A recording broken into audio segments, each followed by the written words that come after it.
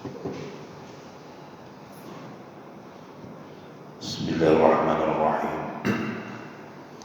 Assalamualaikum warahmatullahi wabarakatuh.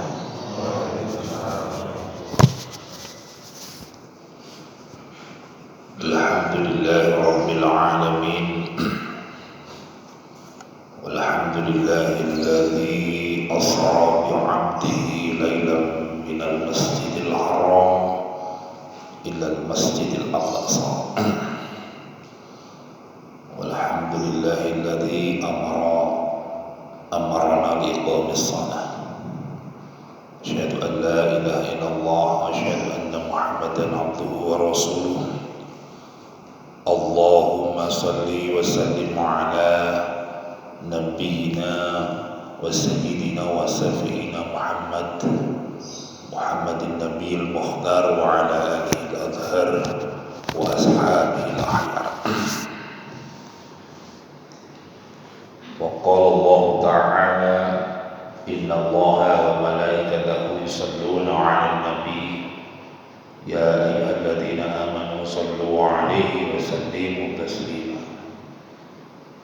Ma qala Allah ta'ala aidan qad aflahal mu'minuna alladhina hum fi salatihim khashi'un walladzina hum 'anil lagwi muridun ila akhir. Shadaqallahul azim. Jemaah salat subuh yang dimuliakan oleh Allah, marilah yang pertama-tama dan yang paling utama kita panjatkan puja-puji syukur kita kehadirat Allah Subhanahu wa ta'ala, yang mana pada pagi yang cerah ini kita diizinkan oleh Allah menggerakkan seluruh organ tubuh kita li ta'atillah. Mudah-mudahan di pagi yang ceria ini dan sampai kapanpun kita istiqomah dalam ketakwaan. Allahumma amin. Salawat serta salam senantiasa kita aturkan kepada Nabi wa sayyidina wa syafi'ina Muhammadin Nabil Mukhtar Muhammad sallallahu alaihi wasallam. Mudah-mudahan kita istiqamah menghidupkan sunnah-sunnah beliau, menjadi pecinta-pecinta beliau, dan mudah-mudahan kita mendapatkan syafaat fi yaumil qiyamah dan dipertemukan dengan beliau di surganya Allah Subhanahu wa ta'ala. Allahumma amin. Jemaah salat subuh yang dimuliakan oleh Allah, akan kami lanjutkan pertemuan bulan lalu, yaitu tentang pembahasan ciri-ciri orang yang beruntung, ciri-ciri orang yang terbaik, ciri-ciri orang-orang penghuni surga Firdaus. Bahwasanya kita ketahui bahwa surga Firdaus itu surga VVIP yang diperuntukkan oleh para anbiya, para rasul dan para aulia, dan manusia pun bisa menempatinya. Maka yang pertama kemarin sudah saya uraikan, siapakah dia? Yang pertama, qad aflahal mu'minun, sungguh beruntung orang-orang yang beriman, orang-orang yang mempunyai iman, orang-orang yang mempunyai getaran iman. Maka ketika manusia itu mempunyai getaran iman dalam tubuhnya, getaran yang sangat luar biasa, getaran yang sangat hebat yang dilakukan orang-orang yang beriman, getaran yang pertama itu adalah alladzina hum fi sholatihim khashi'un. Getarannya itu mampu menuju ke arah sholat yang khusyuk. Maka hari yang dimuliakan oleh Allah, beberapa hal tentang iman sudah kami uraikan, tetapi yang menjadi catatan bahwasanya kekuatan iman ini walaupun ada dalam tubuh kita, tetapi kekuatan iman ini juga bisa menghilang. Kalau dalam bahasa Jawanya itu sudah hilang rasa. Ya masih ada getaran iman, tetapi kita tidak bisa merasakan indahnya, dahsyatnya iman.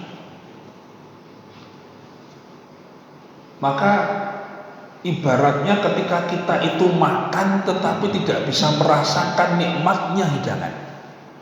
Ketika kita menyaksikan televisi tetapi kita tidak bisa merasakan indahnya acara di depan televisi kita itu. Ibaratnya kita itu mempunyai rumah, tetapi kita tidak nyaman dalam rumah itu, biasa-biasa saja. Sebabnya apa? Ini sedikit akan kami bahas sedikit tentang iman. Karena kita tidak mampu memposisikan iman itu dalam kehidupan kita pada porsinya. Ada sebuah hadis yang sangat populer, salah sunan kuna wajada halawatal iman, 3 hal orang yang tidak bisa merasakan indahnya manisnya iman. Tidak ada gunanya kita mendengarkan suara yang indah, tapi kalau kita tuli. Tidak ada gunanya kita mempunyai sepatu yang mahal, tapi kalau kita tidak punya kaki. Tidak ada manfaatnya kita mempunyai jam tangan yang mahal, tetapi kalau kita tidak punya tangan. Maka kadang kita sia-sia. Sholat kok gak ada rasanya, puasa kok tidak ada nikmatnya, membaca Quran kok tidak ada khusyuknya, tahajud kok tidak ada kesahduannya kepada Allah. Kenapa? Karena ada beberapa hal. Karena ayakun Allah wa rasul hamba ilahi mimma siwahuma, kita mungkin belum mampu menaruhkan Allah di nomor 1 kan dalam kehidupan kita. Ini yang menyebabkan iman itu, kalau dalam bahasa Jawanya itu mati rasa, pati rasa. Maka kalau kita mampu ayakun Allah, menjadikan Allah dan Rasul itu paling kita cintai, maka segala hal perintah Allah itu nikmatnya luar biasa. Jadi nanti ada kaitannya alladzina hum fi sholatihim khashi'un. Ini salah satunya. Kalau kita tidak mampu menaruh Allah, urusan Allah di nomor 1 kan dalam kehidupan, maka iman dalam hati kita ini tidak bisa menyambut indahnya iman itu sendiri. Maka wabil khusus saya pribadi dan para jamaah semua, apakah dalam kehidupan kita ini kita masih menomorsatukan dunia daripada Allah? Ini yang menyebabkan indahnya iman itu tidak bisa kita rasakan. Maka ketika iman itu muncul, maka kekuatan iman yang pertama yang akan digerakkan oleh orang yang beriman, yaitu alladzina hum fi sholatihim khashi'un, orang-orang yang mampu sholatnya khusyuk. Karena manisnya iman tadi, sholatnya bisa khusyuk. Karena indahnya iman itu, tahajud itu begitu dirindukan. Bahkan orang yang kehilangan tahajud itu, masya Allah, bisa geloni sedino, kecewanya bisa saja. Ketika orang itu mampu merasakan iman, maka 2 rakaat, 4 rakaat, 6 rakaat itu kurang dan kurang terus. Karena mampu merasakan indahnya iman. Seperti halnya kalau kita kelaparan, di situ ada makanan yang lezat, wis luwe, awan-awan, sogone pojo lele kemebul, lawe jangan bobor, enek gereh asine, wah makmum sih. Basa Jawanipun menika dhokok. Ibu. Lah, ketika kita mampu merasakan iman, indahnya iman, maka ketika ada kekuatan iman yang pertama kesetrum itu alladzina hum fi sholatihim khashi'un, cirinya apa? Dia merindukan sholat. Dia butuh sholat, bukan sholat itu sekedar kewajiban, tetapi sholat itu kebutuhan. Butuh. Maka ini yang dimuliakan oleh Allah, kenapa posisi yang kedua ciri penghuni surga Firdaus itu sholat. Ini masih dalam bulan Rajab. Bulan Rajab itu termasuk Syahrul Hurum, bulan yang dimuliakan. Syahrullah, bulan yang dimuliakan itu ada 4, Dzulhijjah, Dzulqa'dah, Muharram dan Rajab. Syahrullah itu bulan yang dimuliakan oleh Allah. Ini sedikit agak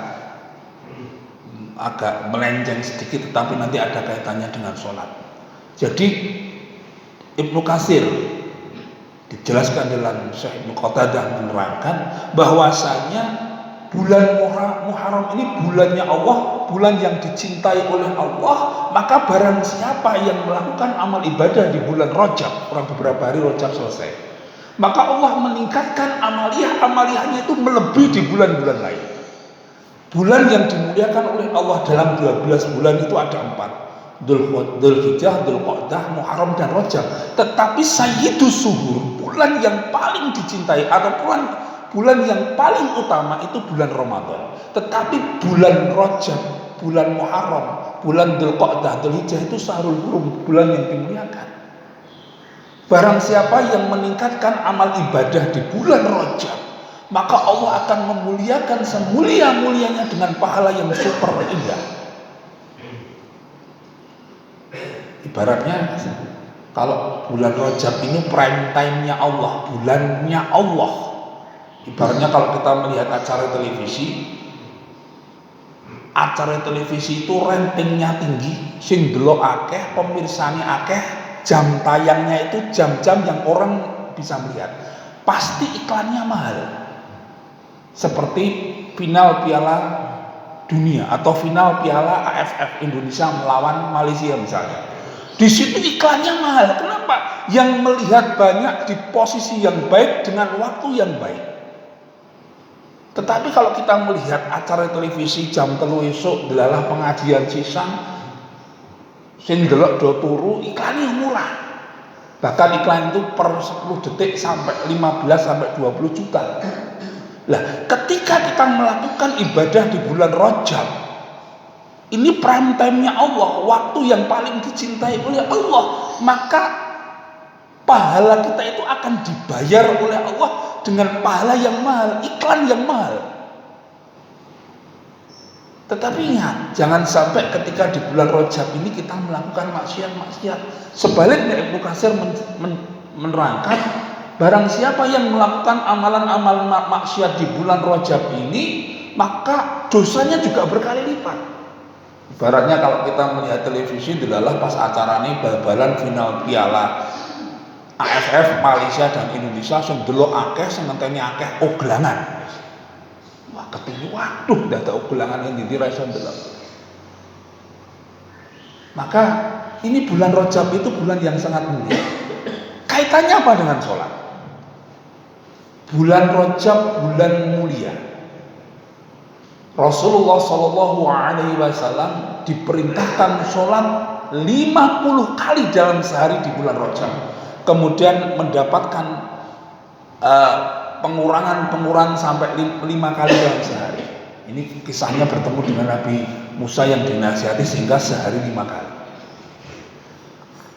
Jadi prosesnya ini ya, kalau kita melihat atau kita mencermati firman-firman Allah dalam Al-Quran, ketika Allah memerintahkan Rasulullah untuk berjihad, ketika Allah memerintahkan Rasulullah untuk berhaji, bersedekah, bersilaturahmi, apapun perintah Allah itu biasanya melalui malaikat Jibril ke Rasulullah. Wahyu dari Allah melalui Jibril ke Rasulullah. Ini perintah-perintah syariat yang diberikan oleh Allah kepada Rasulullah. Dari Allah, Jibril ke Rasulullah.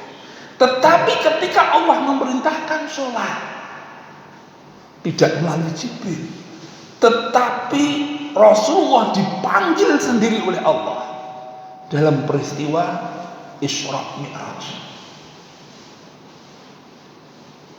Cara manggilnya di waktu yang khusus, yaitu Syahrul Hurum, bulan yang dimuliakan. Proses memanggilnya, Allah mempertaruhkan kebesarannya. Maka dalam surat Al-Isra itu, Subhanalladzi, maha suci Allah. Allah mempertaruhkan kesuciannya, Allah mempertaruhkan kekuatannya, Allah menunjukkan kebesarannya pada tanggal 27 Rajab. Subhanalladzi, maha suci Allah. Kenapa? Asra, yang memperjalankan bi'abdihi, hambanya yaitu Muhammad, lailam, pada suatu malam, minal masjidil haram ilal masjidil aqsa.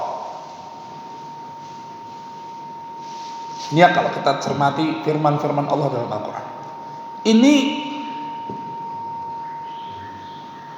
mukjizatnya Rasulullah yang luar biasa.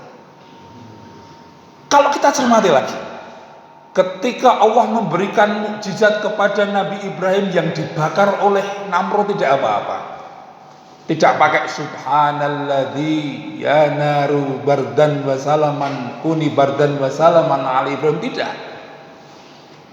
Allah menyelamatkan Nabi Yunus dari perut ikan paus. Allah menyelamatkan Nabi Nuh dari banjir bandang, Nabi Yunus dari perut ikan paus. Allah menyelamatkan Musa dari kejaran Fir'aun. Allah tidak menggunakan kata-kata subhanalladzi. Tetapi ketika Allah menunjukkan mukjizatnya kepada Rasulullah, Allah menggunakan subhanalladzi, maha suci Allah, asra, yang memperjalankan. Ya, dia yang berjalan itu bukan Rasulullah. Peristiwa itu membuat umat Islam pada waktu itu terbelah. Ada yang mengatakan Muhammad majnun. Dari Mekah ke Palestina kok sepertiga malam bisa nyampe.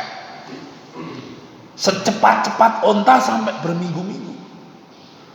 Peristiwa itu yang membenarkan pertama kali yaitu Sayyidina Abu Bakar As-Siddiq. Maka As-Siddiq itu orang yang selalu membenarkan sabdanya Rasulullah SAW.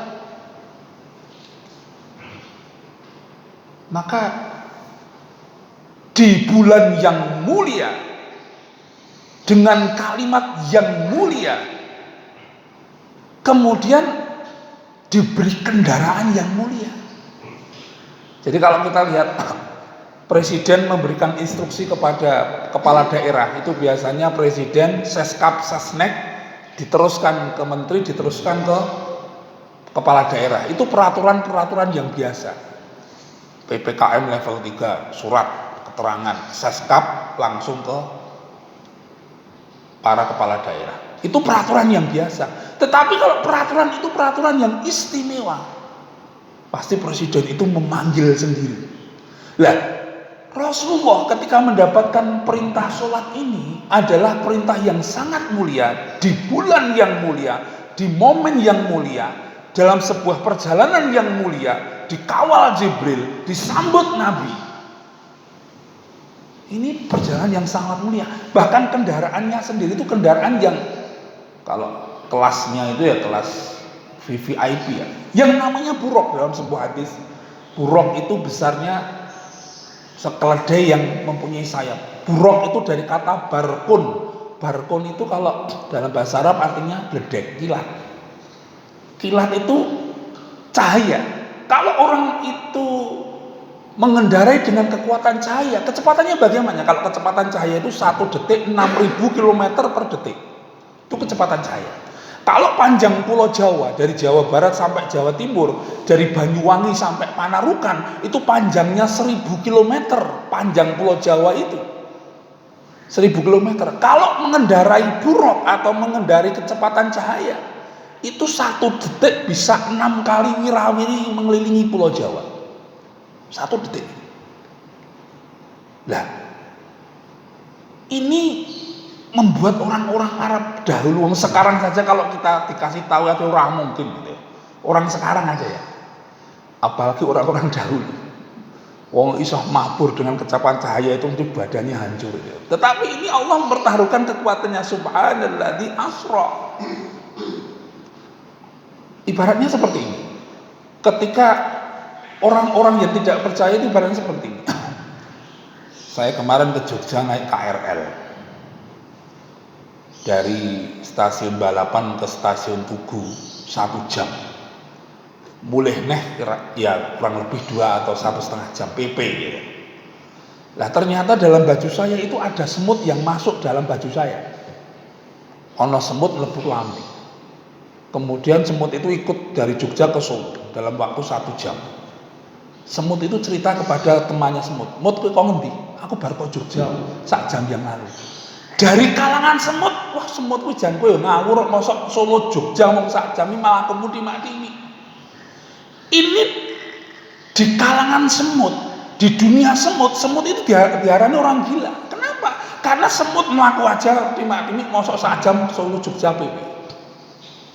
Tetapi semut yang paham bahwa dia itu tidak berjalan sendiri, tetapi ikut diperjalankan oleh KRL tadi, dia percaya. Dalam proses Isra Mi'raj ini yang berjalan itu bukan Rasulullah, tapi Rasulullah diperjalankan dengan kekuatan Maha Suci Allah.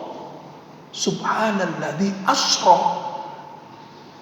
dengan kekuatan yang sangat luar biasa. Maka bagi orang-orang yang tidak mempunyai kekuatan untuk menjangkau iman, Muhammad majnun, Muhammad gila. Tetapi bagi Abu Bakar As-Siddiq yang imannya luar biasa,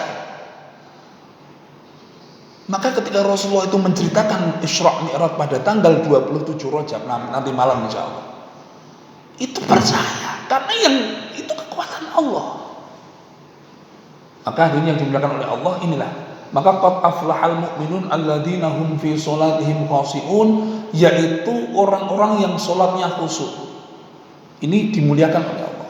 Sholat diperintahkan oleh Allah pada bulan yang mulia, pada momen yang mulia, dengan kendaraan yang mulia, disambut oleh nabi-nabi yang mulia, dengan proses yang mulia. Maka ketika Allah itu mengkhususkan firman-Nya, mengkhususkan perintahnya di sebuah momen yang mulia, kok kita melakukannya kok sampai naik dewe, maka jangan harap kita itu menjadi orang-orang yang beruntung. Perintah yang sangat penting kok kita itu melakukannya dengan hal-hal yang sakarap kita sendiri, maka jangan harap kita menjadi orang-orang yang dimuliakan oleh Allah. Lah, ketika momen itu Rasulullah diajak jalan-jalan ke neraka. Ini ada sebuah riwayat, ketika itu ada sebuah tamsil. Tamsil itu sebuah gambaran. Ada manusia, ketika itu ada manusia yang diganti dengan palu. Tangannya diganti dengan palu, dihantamkan ke kepalanya, pecah kepalanya, keluar otaknya, keluar darahnya, meraung, menjerit kesakitan.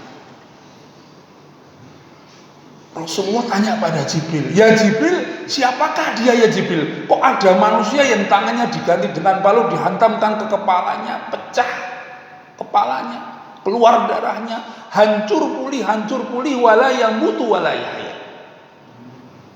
Kita kalau nyuwun pangapunten, gedaduk tembok saja mumet sedina kadang ra rampung, ra mari.